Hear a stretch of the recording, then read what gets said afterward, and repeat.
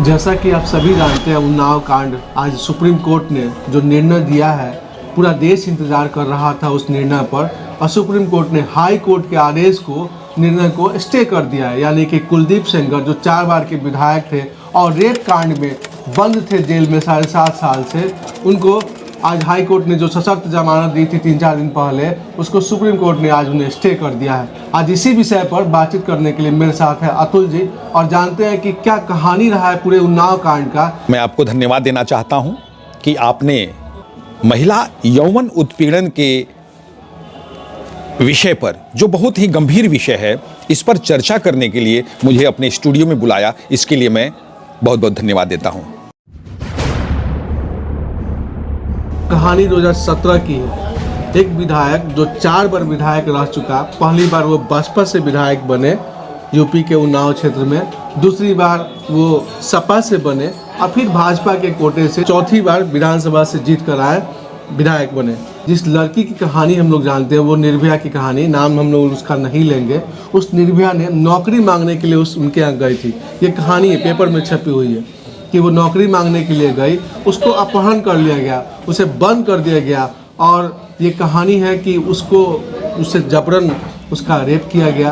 आपको बताते चले पूरा क्रम वाइज, इस केस से संबंधित क्रम वाइज हम आपको बताते हैं। 4 जून 2017 को उन्नाव की 17 वर्षीय नाबालिग लड़की का रेप और अपहरण का घटना सामने आई थी। लड़की घर से लापता हुई और बाद में पता चला कि उसे बरामद किया गया। आरोप किस पर लगा? तो 4 बार के पूर्व विधायक भाजपा नेता कुलदीप सेंगर और सहयोगियों ने उसका अपहरण कर लिया था, उन पर आरोप लगा। फिर 21 और 22 जून को एफआईआर का और मामला दर्ज होता है। मतलब 2017 में ही जून में 21 और 22 को एफआईआर का मामला दर्ज होता है। फिर यह मामला अप्रैल 2018 में पीड़िता के पिता को गंभीर रूप से पीटा जाता है। कहाँ पीटा जाता है? पुलिस थाने में, पुलिस के जेल में। और मई 2018 में पिता की जेल में ही मृत्यु हो जाती है। कैसे देखते हैं इसको आप?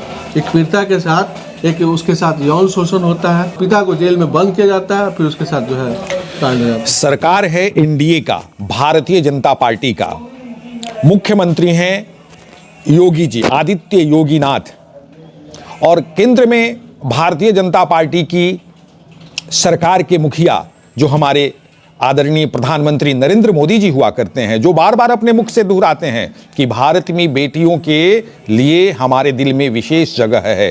बेटी पढ़ाओ बेटी बचाओ जैसा अभियान का नारा देने वाला भारतीय जनता पार्टी का विधायक यदि अपने ही क्षेत्र की एक नाबालिग बेटी के साथ, बच्ची के साथ इस तरह से घिनौना हरकत करता है, तो कहीं ना कहीं उसको अविलंब एक निश्चित कालबद्ध तरीके से कोर्ट को फांसी की सजा देनी चाहिए। इसको जेल की सजा देने से भारत की सभ्य जनता, जो भारत का ये सभ्य नागरिक है, ये कभी भी इस सजा से संतुष्ट नहीं हो सकता है।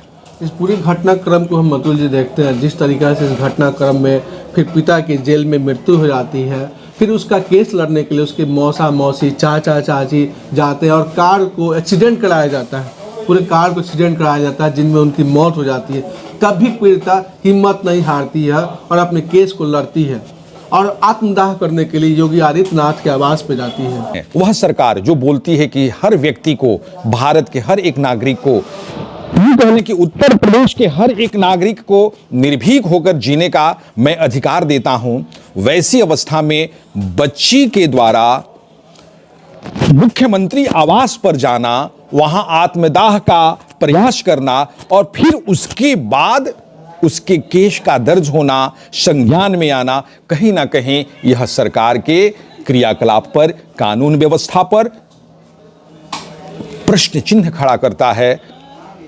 सुप्रीम कोर्ट में इसके बाद की घटना क्या होती है कि जब जेल कोर्ट में केस होता है, उसके बाद कुछ ना कुछ टेम्पर्ड हो जाता है केस को। हमेशा जो कोर्ट में कहीं ना कहीं न्यायिक फैसला नहीं मिलता है, तब पीड़िता और पीड़िता के साथ जो भी लोग जुड़े थे वो लोग सुप्रीम कोर्ट में जाते हैं और सुप्रीम कोर्ट ने सीबीआई को सौंपने के लिए आदेश देती है राज्य सरकार को। सीबीआई को केस सौंप दिया जाता है। इधर कुलदीप सेंगर की न्यायिक जो है उनकी जो विधानसभा है उसको रद्द कर दिया जाता है और उनको वो भी जेल चले जाते हैं। ये सारी घटनाक्रम होती है।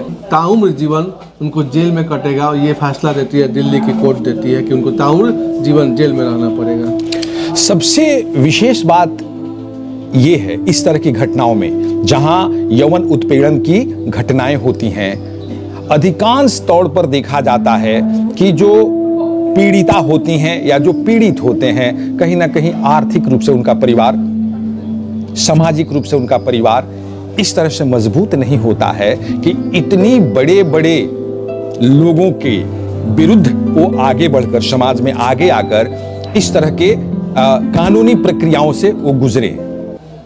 होना तो ये चाहिए था कि प्रथम दिन से ही अगर पीड़िता के पिता थाने में गए हैं, वहीं से उस घटना के प्रति सरकार को, व्यवस्था को जागरूक हो जाना चाहिए था।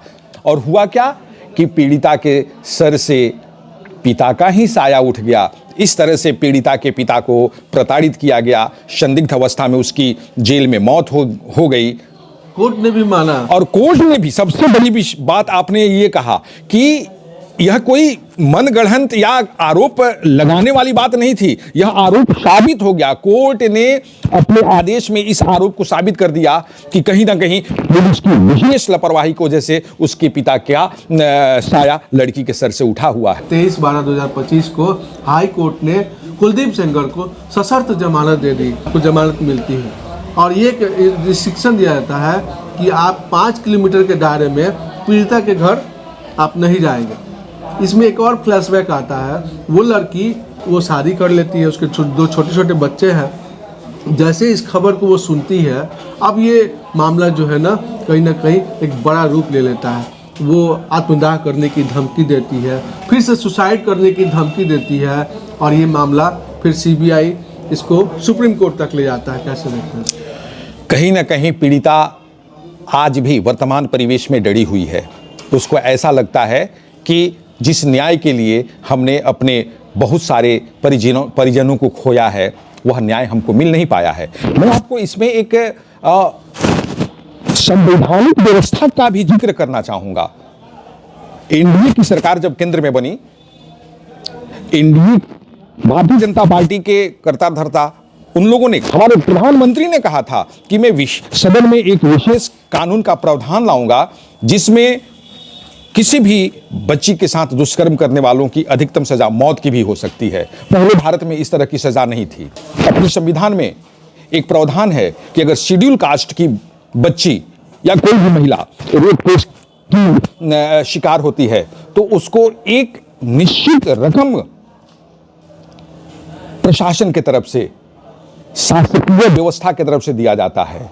मैं तो ये मांग करूंगा, मैं अपने भारत की सभ्य जनता नागरिकों की तरफ से ये मांग करूंगा कि केवल शेड्यूल कास्ट, शेड्यूल ट्राइब के लिए ये कानूनी प्रावधान न हो, बल्कि भारत की हर एक उस बच्ची के लिए जिसके साथ अगर इस तरह का कोई यौन उत्पीड़न का मामला होता है, उसको आर्थिक मदद किया जाए ताकि वह अपने स्वाभिमान के लिए, स्वाभिमान की रक्षा की लड़ाई लड़ने के लिए आर्थिक रूप से संपन्न हो और समाज में 2 कदम आगे बढ़कर ऐसे दुराचारियों के खिलाफ आवाज उठाए, कानून में आगे बढ़कर कानूनी तरीके से अपनी लड़ाई को जारी रखे। अतुल जी, हम देख रहे हैं कि यहाँ पे न्यायिक प्रक्रिया में जजों के बीच के मानसिक मतभेदों को एक कोर्ट उनको सजा देती है कि ताउम्र आप जेल में रहें। एक कोर्ट कहती है कि हम आपको जमानत देते हैं, फिर जो हमारी आखिरी अंतरिम कोर्ट है सुप्रीम कोर्ट, वह कहती है कि हम आपको फिर से उस केस को, उस मुद्दा को, उस मुद्दाई को जो केस जेल में है उसको हम फिर से बंद करते हैं। ये मतभेद जो है ना कहीं दिखाता है क्या है? भारतीय संवैधानिक व्यवस्था का यह बहुत बड़ा एक आश्चर्य है। सिविल कोर्ट, हाई कोर्ट और सुप्रीम कोर्ट, बहुत बार ऐसा देखा गया है, केस मामले वही होते हैं लेकिन जजों के दृष्टिकोण, विश्लेषण करने के तरीके पर इतना बड़ा विरोधाभास नजर आता है कि आरोप लगाने वाले लोग दो कदम बढ़कर कानून से न्याय पाने की मंशा रखने वाले लोग, वो भी व्यथित हो जाते हैं, विवश हो जाते हैं इस तरह की घटनाओं से। बहुत अच्छा प्रश्न को आपने रेखांकित किया है। वैसे जजों का क्या होगा, वैसे थानेदारों का क्या होगा जिन लोगों ने जानबूझकर इस तरह की घटनाओं में अपना व्यवधान उत्पन्न किया है? क्या कानूनी व्यवस्था, प्रशासनिक व्यवस्था वैसे जजों के लिए, वैसे पदाधिकारियों के लिए, पुलिस पदाधिकारियों के लिए कुछ अलग से प्रावधान लाएगी क्या? अगर नहीं लाएगी तो क्या यह छलावा नहीं है? सवाल ये है सर कि मानसिक प्रताड़ना कहीं ना कहीं हमारे समाज में वो आज भी जो है कालजयी बनी हुई है। जिस तरीक़े से मानसिक प्रताड़ना, एक बड़ा नेता जो 4 बार का विधायक हुआ और उसने मानसिक प्रताड़ित किया एक लड़की को, उसके साथ उसका यौन शोषण किया, ये सिद्ध भी हो गया। सिद्ध होने के बाद वो जेल में भी है।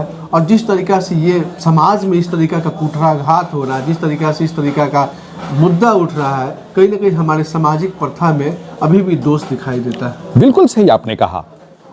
उस बच्ची के सामाजिक भविष्य का क्या होगा? उस बच्ची के आर्थिक भविष्य का क्या होगा? उस बच्ची का जो एक पारिवारिक पूरा ढांचा ध्वस्त हो चुका है, उसके पिता का देहांत हो चुका है, उसके सगे संबंधियों को सड़क पर दुर्घटना का एक स्वरूप देकर मारा जा चुका है। वह बच्ची किसी भी तरह अपने साहस को जुटाकर अगर इस तरह के भारत के अंदर जो घटनाएं होती हैं यौन उत्पीड़न की, उत्पीड़न की, उसके खिलाफ आवाज उठाती है, कहीं ना कहीं सरकार को इस पर विशेष ध्यान देने की जरूरत है। आज भी ये कहा जा सकता है कि भारत की जो संवैधानिक व्यवस्था है उसमें हमारी बच्चियों के लिए यौन उत्पीड़न के मामले को 2 कदम आगे बढ़कर उठाने के लिए जो विशेष सुविधा मिलनी चाहिए, उस सुविधा की कमी है। इस घटना ने पूरे देश को शर्मसार कर दिया है। ये घटना 2017 की है, आज 2026 आने वाला है, मात्र 2 दिन 3 दिन बचे हुए हैं। यानी कि आप कुल देख ले तो 3 से 4 साल उधर और 6 साल, लगभग 9 साल होने जा रहे हैं। इस घटना 9 साल हो गया, लेकिन आज भी वो दफन, वो कहानी जिंदा है और आज फिर से वो मामला उठ चुका है। एक और निर्भया दोबारा इस तरीके की अपराध में शामिल ना हो, इस तरीके के साथ उसके साथ कोई अपराध या जघन्य कांड ना हो, ये हम सभी चाहते हैं। एक और निर्भया फिर से ना बने।